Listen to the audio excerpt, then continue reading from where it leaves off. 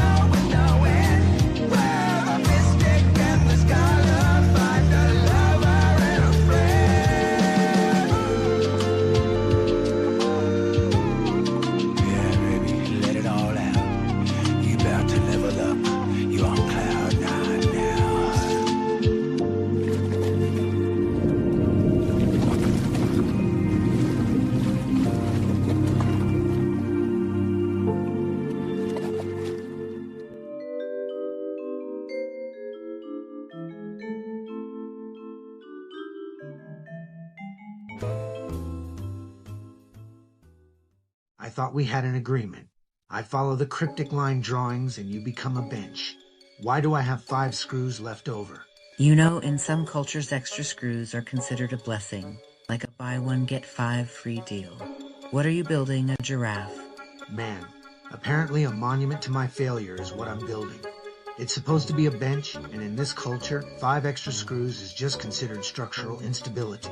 If I sit on this, I'll be getting a free colonoscopy from Dr. Woodpile. Who says it has to be a bench?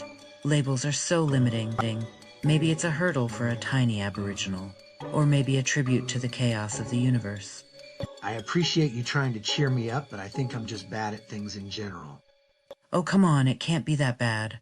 Yesterday, I tried to fix a leaky faucet in my kitchen, and now when I turn the water on, the sprinkler in the front yard starts. Okay, so, is that all? No, I have to flush the toilet to get a drink of water. Hey, look at me. You are currently in a beautiful park, under a blue sky, cool breeze blowing, sun shining down. So what if the giraffe, bench, won that round? And your toilet won the previous round, and your faucet won the round before that? Next round starts right now. That's the beauty of life. You get to start again anytime you want. Look at the bright side. You haven't stabbed yourself with your Allen wrench yet. That's a win for you. Well, thanks. Keep that bar for me very low, and I'll never disappoint you. Besides, I stabbed myself with the screwdriver. It's a lot more fun down here on the low end of the bar. There's less judgment, less pressure. And there is more time to just live in the moment and be who you want to be. Plus, there's confetti. That's nice of you. You really think this looks like a giraffe? Sure, an abstract one. Today is your lucky day. Not only do you get a new outlook on life, but you get me to build your bench.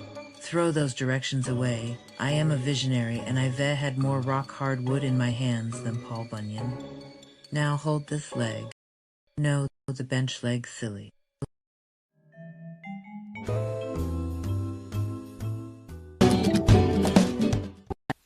And now it's time for the cosmic weather with our very own Luna Lancaster.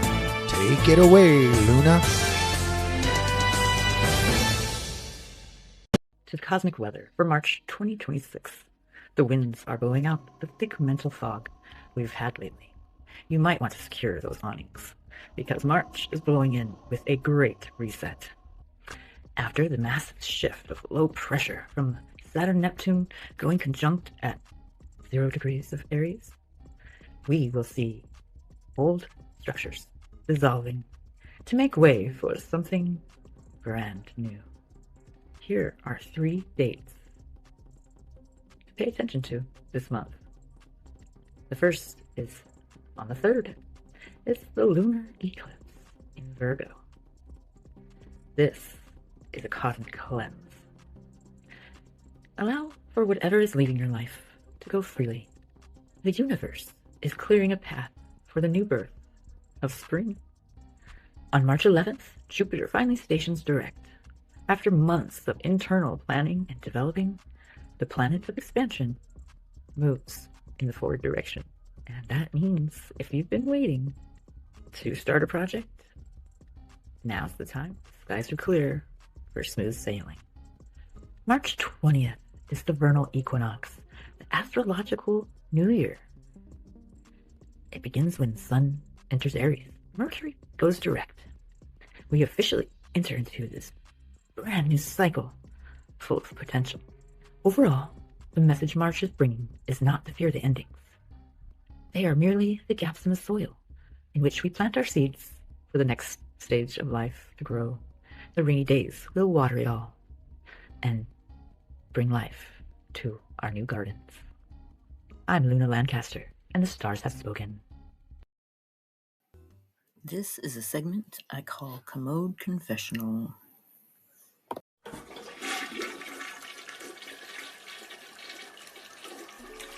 Okay, the story comes to you from Live Oak, Texas, circa 1992. I was at a house party. We were drinking, and that always tended to upset my stomach. So I had to use the restroom.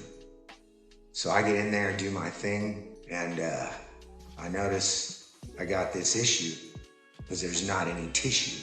I'm not thinking straight at the time, exactly. But I'm trying to figure a way out of this mess. I look down and I realize I got a couple of socks. No toilet paper, but I got socks. So I said, oh, I'll just use my socks and throw them here in the garbage can that they had there.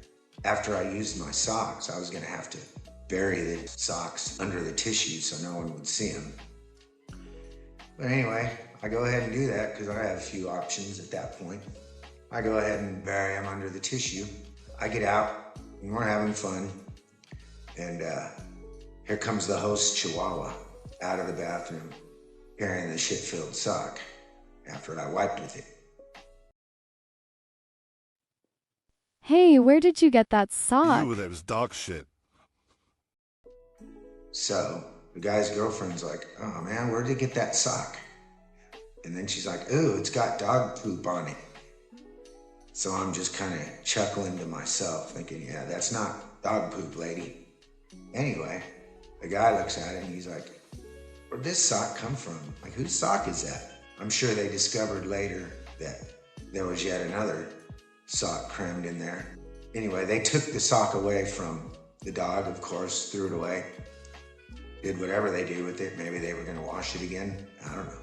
But I'm sure they discovered the other sock in the trash can later. So this is my poop sock confession, and it's not a big deal, but hopefully someone got a chuckle out of the story. I know I did. So thank you for hearing my story.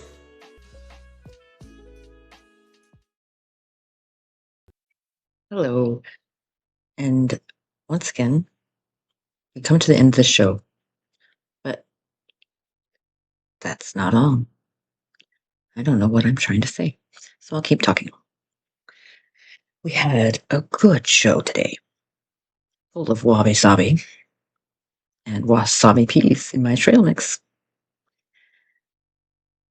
They are spicy, just like life. Makes it interesting, doesn't it? So, we had a very good story with sock poop, poopy sock. And we had a clever way to get out of a tight spot. And the cosmic weather, full of changes. Boy, howdy. And our art segment was the benched skit that Vince wrote and I helped create. Together, that was our art for the week, month, the segment. I'm really glad you joined us for this presentation. Feel free to send in any commode confessions that you might want to get out and flush away. We love to hear them. And what kind of recreationist art do you like to do? I know that it technically wasn't recreationist art, but he wrote it and I recreated it. we had a group effort. And I think that's all I want to say. I hope you have a wasabi day. Wasabi day.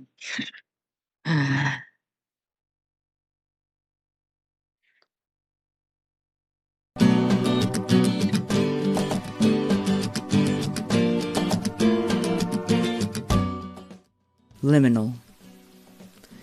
In Latin, it means a threshold, a place of transition, a time of waiting and not knowing what's to come, the space between the what was and what's next.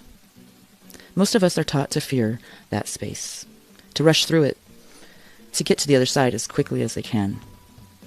But some of us were drawn to it. We are rogues of the in-between. This is the chronicle of the journey, a record of a life lived on the threshold, searching not for a destination, but for the meaning hidden in the movement itself.